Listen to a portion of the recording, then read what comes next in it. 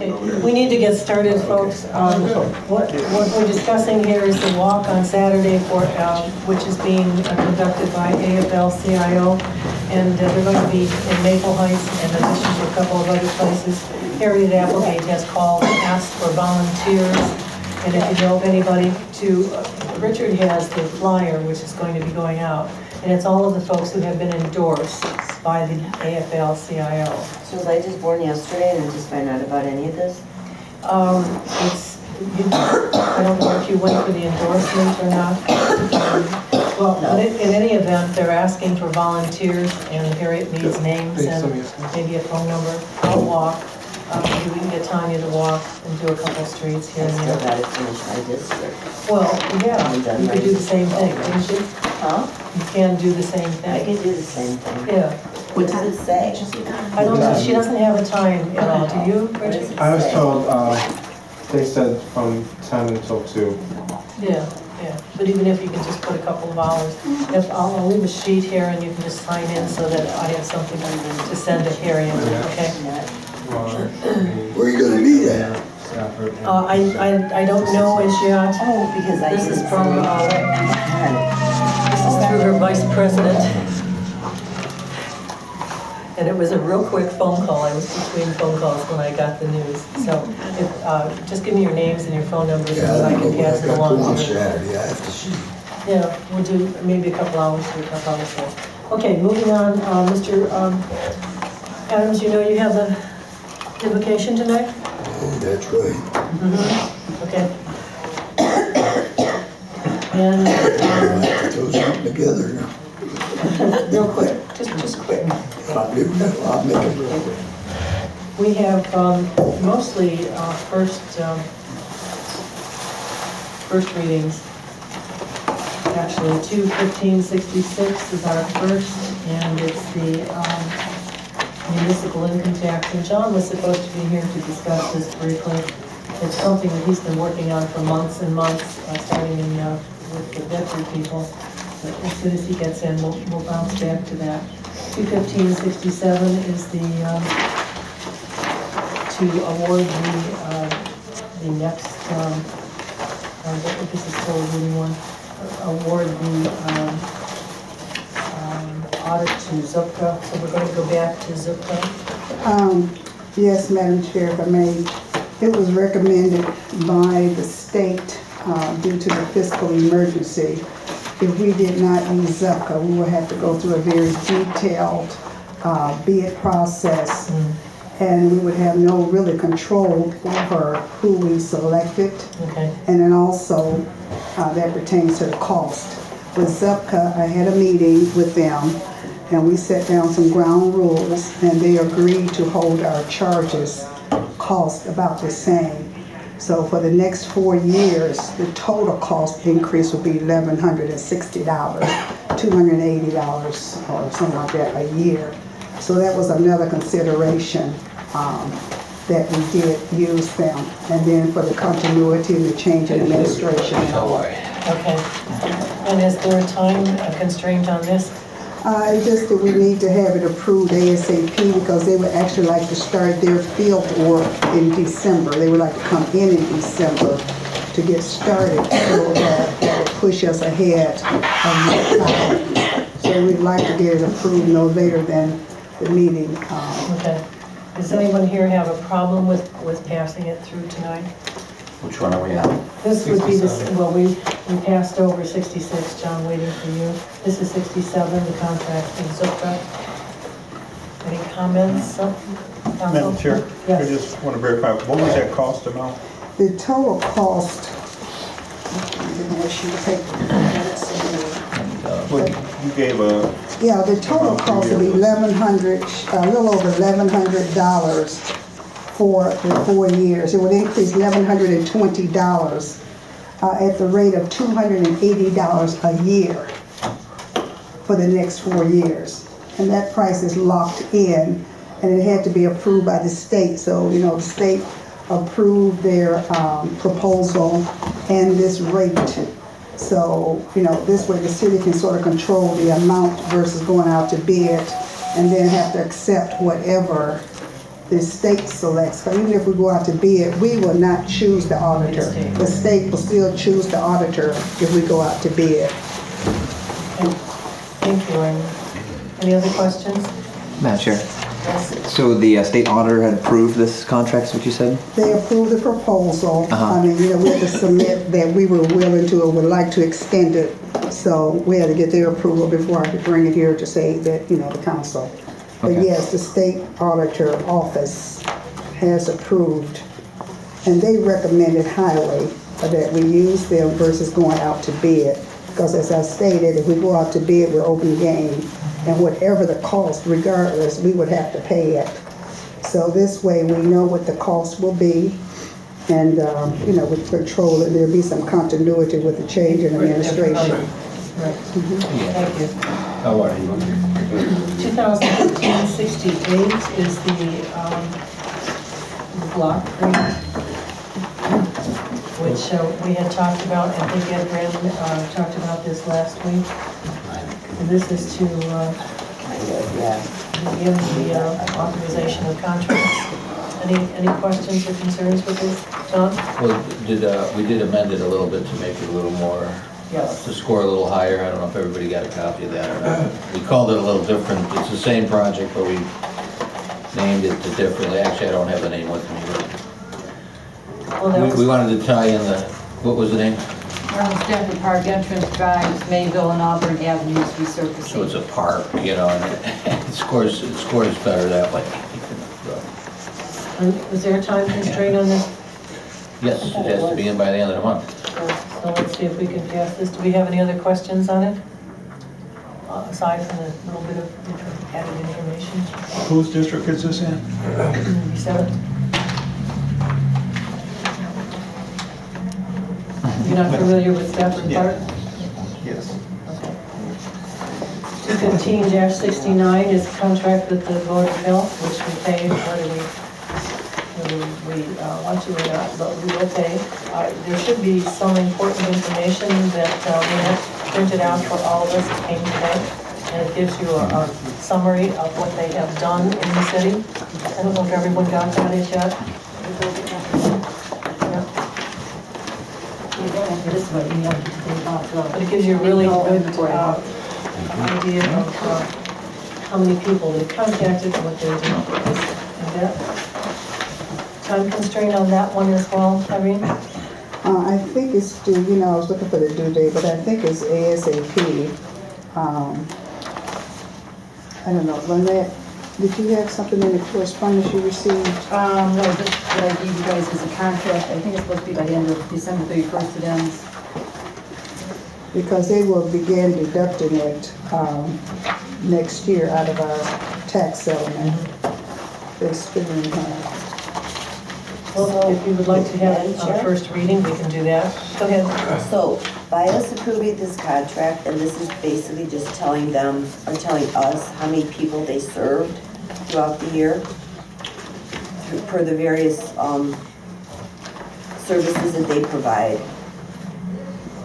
And if we would refer more people to some of the services, for example, lead prevention, because it's been in the news so often, would our contract costs go up with them if we refer more people or ask them to come in to do certain screenings? I'm not sure. I bet it's just based on population, from what I understand. It's not based on the use. Not based on number served? No, it's based on the And numbers that's of people. I think we've had this question before. Yeah, I Then it know. was a $90 fee or $90,000. $9,701. Right. And if we don't allow them to do it, we have to do it ourselves. Right. So, Oh, no, we can't do that. No. So Madam Chair, 90,000 to provide all these services looks very, reasonable. Although it's the first time I've ever seen this, but. I don't think they've ever done it. Yeah, really. I didn't realize they did this much, but it seems well worth the money to me, if it's all in fact true. I don't think we're really using the services to our benefit, that these are the numbers because they're very low. Mr. Jackson, you had a question? yeah, so these services are provided to our residents at no cost to them? Right, that's why we pay every year. Yes, absolutely. So do our residents know about it? Well, they must, because you see that they called in all of the calls that they had. I don't remember hearing about this or And we do this every advertising. year, but we've never gotten the numbers. Yeah, a report. Never We never got Comprehensive reports. Linda, do you have any information on how people can activate their questions as far as the Board of Health? How can they, if they have questions, they need to call the Board of Health directly. People are aware of this, that's what they're wondering. Yeah, I mean, this has been a service that we've been on Well, existence for right, years. exactly, because you either have to have a Board of Health in your city, or you go through the County Board of Health. That's how it's been, that's standard throughout Right. Northeast Ohio, probably the whole of Ohio. It's much cheaper to. So how do they do, how do they know?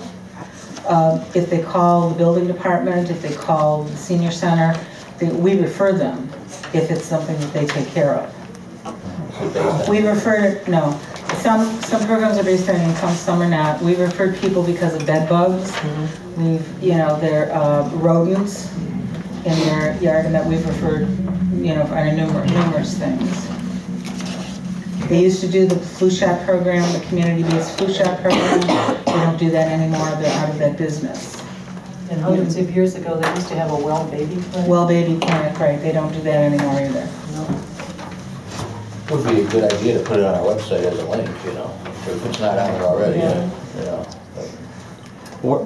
Madam Chair, Go ahead. what I'm curious about is, do they have like a website where there's a list of all the services? 'Cause They this do. is, They- okay, there's like a portal to connect to all Yeah. these things. They do. Okay. We'll move it on if we And can. I believe we looked this up last year, if I'm not mistaken, when the contract came up, and we checked, and I believe according to Ohio Revised Code, we have to do this. Right. Right. You're right. Right. Is this one of the things that, Madam Chair, sorry. Yes, go ahead. Is this one of the things that they pass on to us but don't help fund it? Well, it depends what you're talking about. Like, we had a lead testing here one time, and they sponsored it. You can bring programs to the community from them, and they pay for them. I mean, they don't, no, that's all right. They don't charge you for it. Okay. No, it's not, is it something that the state makes us do that they don't pay for? Yeah, Yeah, that's. yeah, yes, yeah. If we provided these services, it would cost us a lot more, correct? Right, there's only a few cities, I think the city of Cleveland Heights and the city of Lakewood have their own health departments. Shaker. And Shaker? I meant the suburbs. Right. Thank you, Linda. 215-70 is the contract that has been suggested by the police department for meals to the jail. That would be deleting the person who is providing meals at this point in time and going on with University Hospital in Bedford. Oh, they're gonna get hospital food? Could be good. For some of us, it's pretty good. It's cheaper and more Oh, convenient. I You still got an idea never for- see that you might be can downstairs just flap. Can I speak to this? Absolutely. Okay. Part of the reason, actually the biggest reason for this is, obviously Tom Page has raised his prices over the years and we've kind of adjusted, but it was still pretty much a nominal fee for it, even with the prices going up. So that isn't really the issue or the driving force behind the contract change. The reason that we're asking for this is because Tom Page has changed the system and the way that they deliver their food and the way they prepare it to where it's no longer convenient to us anymore. In the past, and since we've contracted with them up until the end of this month, what they've done is they provided hot meals for us and they deliver them for each meal setting. So in other words, breakfast, lunch, and dinner, they come with the boxed meals or the boxed lunches, they deliver them to us. They're going to a different model now because of gas prices. They've raised their things. They've now gone to a Monday, Wednesday, Friday delivery. They were also wanted to put a heating device, a stove of types, to have our staff then heat the meals that they delivered. We would have to have freezer space then to store meals. And additionally, and probably like the biggest sticking point for me is that on the weekends, they wanted us to project the meals that we were going to need prior to actually having, before we could call them that afternoon and say, okay, we have 4 people in jail and that's all we get. Now we would have to guesstimate over the weekend how many meals we would need. And we don't, quite frankly, we don't have the freezer space anymore to store anything since we got rid of the full service jail. University Hospital Bedford is, they provide all the meals for the Bedford Correction Facility. They don't even really want a contract, but because we have the contract with Tom Page, it has to come before council to make sure that it's okay. The cost is slightly less. We can pick the hot meals up daily per meal. They can be delivered to the prisoners, and the only real inconveniences on the weekend is that when we don't have the auxiliaries working, like we normally do during the day, patrol officers or somebody from the staff is going to have to go over there to pick up the meals for breakfast and lunch. The dinner meal can still be picked up by one of the correction officers because we'll have two then. So that's where we're recommending it. There's just too much of a change. There were memos that were provided as part of this from myself and Captain Hanson. Although I see that the old contract is in there, I don't see the new ones, and I apologize till I can't give you the exact price from Bedford, other than to tell you that it's slightly less than what we're paying now. So I do have Sergeant Grossman trying to get that for me. So if I get that in the interim, I will let you know. Okay. And in the meantime, I thought I saw that you want to terminate the contract on October 26th. Correct. Tom Page. Bedford Hospital is willing to provide us the meals that we need after the 20th. Tom Page actually wanted us to give them an answer by the end of like September. We were prepared to do that. It wasn't until the captain looked into it more that he realized that there was a issue with that we had the contract with Tom Page. We just thought we were on a regular basis. If I can answer this is actually Sergeant Sheltunic, and I'll come back. He'll have the information for me for the jail. Hello, Mike. And I believe, Madam Chairman, that the letters Yeah. were Do you have any of this stuff on in the the catering? packet, so you guys could get a better And understanding. supplies, look what the difference in the cost is primarily. Okay. So being a little bit tight here, we possibly could pass this on emergency as well. Is that okay? Yes? Questions? There's nothing maybe. We'll get back to yours as soon as the chief gets an answer. John? Madam Chair, 69, I'd like to be a co-sponsor if possible. Which one? 69. Okay, all right, that's good enough. Thank you. Bye. Okay. Bedford Hospital is $375 per meal for what we were paying, and Tom Page's, he's quoting me off the top of his head, but these are probably pretty close even based on what we were paying before. $525 for dinner, $419 or $420 for lunch, and $395 for breakfast. So every meal that we were going to pay, that we would get from Tom Page would cost us more than what we could get from the flat rate we would get from Bedford Hospital. So. Okay, thank you. Okay, John, let's go back to 31566, if you'd like to make a couple comments about that. We'd love to hear it, because I didn't read it the whole thing. Yeah, I tried to highlight the more important Yes, areas got in that. yellow. The rest of it, we really had no choice, to be honest with you. So the only choices the state allowed us to implement were the ones that were highlighted yellow. There may have been some other minor ones that weren't highlighted, but the more important ones were highlighted. I did talk to the representative from Rita today. The one question was whether or not the voters went to vote on the issue back in 2004, and I wasn't certain of that. But after talking to the representative from Rita, Rita thought there was no ballot issue in 2003, and there wasn't, but there was one in 2004. So I do need to make several changes to this version. So I would say, we should. Yes. And then the changes just have to do with whether or not we're exempting something from income and whether we're adding something to income, which I don't really think applies a lot in the city, but still, it has to do with, and 1 second, I'll read it. Exempt income. We were exempting, because we didn't think we went to the ballot, S corporation shareholders, derivative shares of net profits of an S corporation. So again, I don't know how many people that will affect in the community, but we did, I guess the vote passed, and so we are allowed to include that in income for those people who are receiving that, so.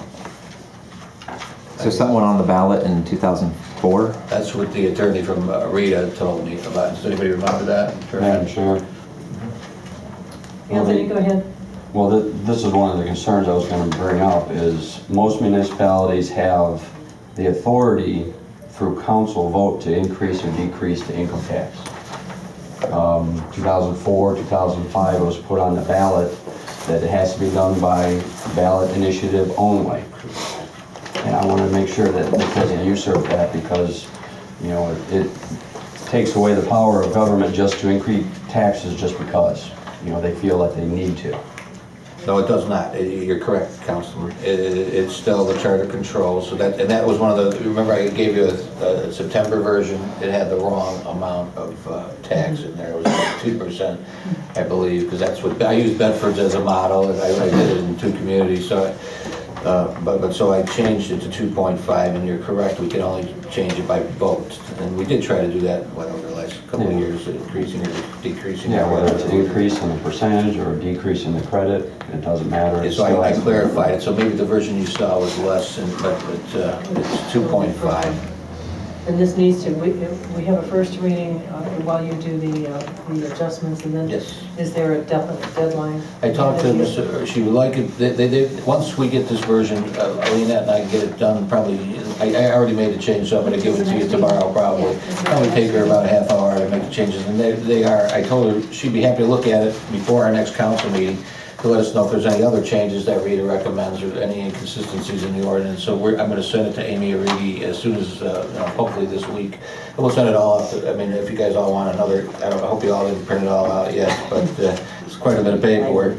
But if, so once Rita approves it, I hope to have Rita's approval by the next council meeting. If not, we'll have to pass it, give it a second reading. And if anybody has any questions in the meantime, Okay. I could help answer them, or try to help answer them, and if not, I could direct it to the person that, and I also asked her for a report on, how much money we are owed in Rita, and how much monies are outstanding and how much they've collected, because I know a lot of people were, I think at our last meeting, we were talking about that, so hopefully she'll give us that as well by the time of the next council meeting comes around. Thank you, John. And I don't think, I think I said Wiener was helping us collect. I know he was early on, but I don't, now I asked her if we were still using Wiener, and we are not. Keith Wiener and Associates, we were using Eric Wasserman from another law firm that, I can't remember the name of it right off the top of my head. I should know, but it's a very prominent bankruptcy collection firm. I just can't remember the name of it off the top of my head, but I know Eric personally, so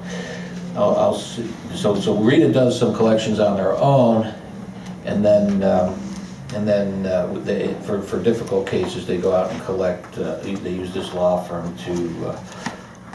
I think Rita obtains the. I'm not sure. I'll try to get you a better explanation, but I think what it is, Rita gets the judgments, and then this collection firm tries to collect. One of the issues in this ordinance is whether or not you're allowed to collect post-judgment attorney's fees, which you're not allowed to. So that's kind of it's a taxpayer-friendly ordinance. So it's not going to help our collection efforts, but anyway, we'll certainly keep trying. So you turn to your Madam Chair, expenditures. I have a question regarding the 66. When I was reading one of the highlighted portions, it discussed that a portion, like 2% of the tax was to go to the general fund and 1/4% was to go somewhere else. Is that supposed to be in there? I went to the charter. I knew you'd bring that up, honestly. I told Irene he would bring it up. She said, no, he won't. But that was a concern of mine too. So I don't think there's any specific, it's not in our code section. The reason that one was in the draft was because Bedford's ordinance specifically states that. So I went to our ordinance to see if it. Because it didn't even add up at 2.5%. Well, I think, that was a different city. So Okay. So that's All right, why. so you're aware of that. So I just said, in the newer model, I just said it all goes to the general fund, because and then obviously if there's any of the real estate taxes go to specific funds, the garbage goes to a specific fund, but as far as our income tax go, it's all just gonna go to our general fund and be used, if you guys wanna dedicate it to a certain, capital improvements was one of the options, which we don't really have, I don't think we even have a fund anymore for capital improvements, or if it is, it's pretty low, it's down. And the other would be debt. If we had any excess, it would, I think if we had any excess, the intention was in Bedford is if you have excess, it goes to, after your general fund expenses, it would then go to capital improvement fund, and then if you still had extra, it would go to the debt service fund. But in this case, we don't have the extra, so I just said, and again, you can amend it at any time, but at this point in 2016, we're gonna dedicate the whole amount of municipal income tax to general operating expenses at this time. If you guys wanna do something different, that's up to you, but I don't know if we have enough even, you know. I think we need it, no, Irene, to just meet our general expenses. I mean, at this point, we're not in a position to dedicate any monies for road improvements or any other projects for that matter. We can't change it though, can we? Absolutely, this can be amended just like the previous ordinance can be amended. All right, But I mean, yes, you can amend it. thank you. Turn to your expenditures over 1,000, please. Do we have any questions? Except for 2.5. I have Go ahead. 3 questions. I have questions on 2015-83, 2015-84, exactly for those, the funds that are being requested to pay those, what are those specifically for? And then finally, Irene, for 85, it's for fuel. How many months is that for the fuel? The fuel basically is for the rest of the year, Okay. probably for about 3 months.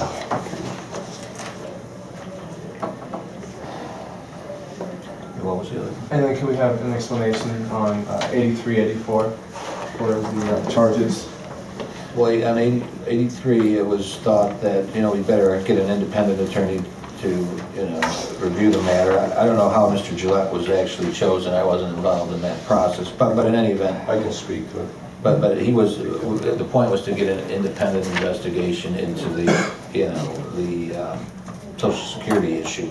And then his conclusion was that, you know, there was no crime and that if there was anybody compromised by it, they have civil remedies. And on the second one, that's the one between, well, the Lansky one with the camera, the whatever other issues are, I don't even remember. But the $2,500 is our deductible. There's no, there was insurance coverage on that one, so the insurance company wanted their $2,500 deductible. So there should be no further expenses on the city's behalf for that case. Can we have, could the chief speak? Sure.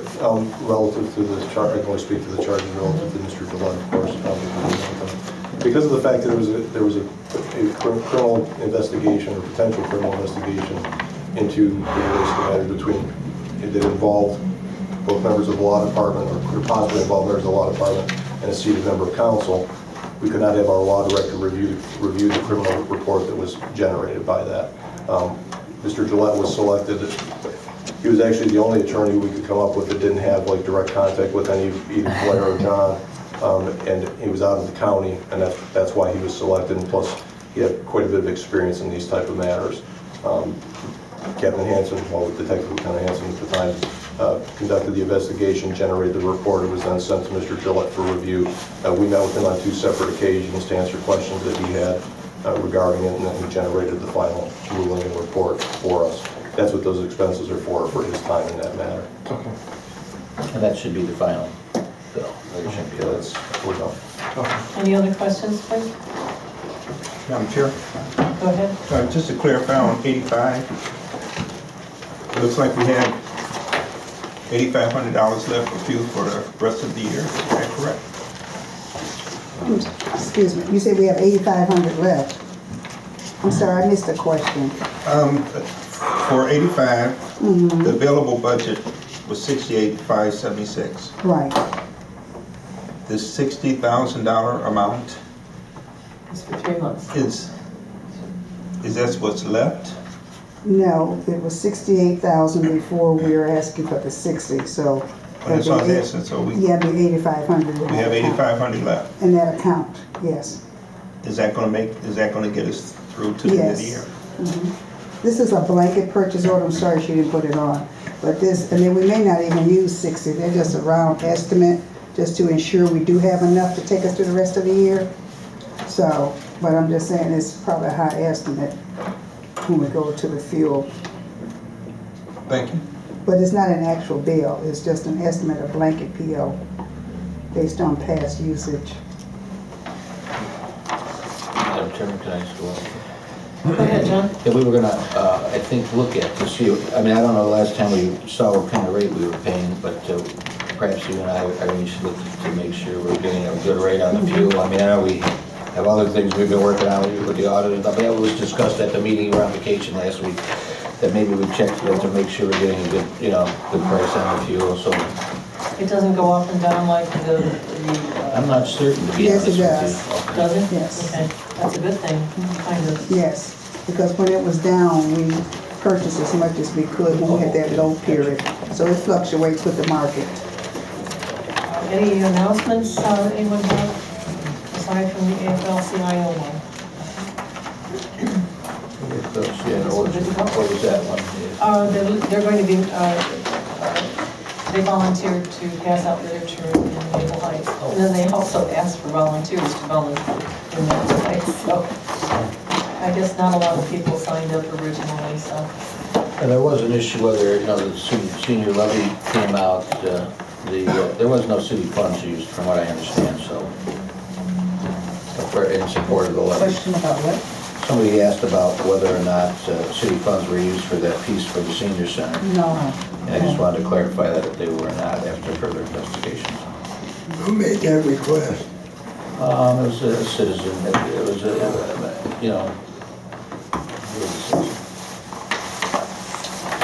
it was just curious, and it was a legit question. Did you want to help donate for the cause? I'm not sure, I didn't ask. And I guess, I think everybody got the email about Noka, which has a very interesting forum coming up on the 12th. I'm not sure if everyone will be interested in it, but it's the David Gilbert on talking about the Republican convention and how much of these 50,000 people that are going to come into town will contribute to the great city of Cleveland. Anyway, it ought to be an interesting presentation. It'll be at the DoubleTree, November 12th, and all of the city is invited. Anybody that would like to go, that's a part of the city, is also invited, and outsiders can come for a fee. If you want to rent your home, you can make some money. I know, right?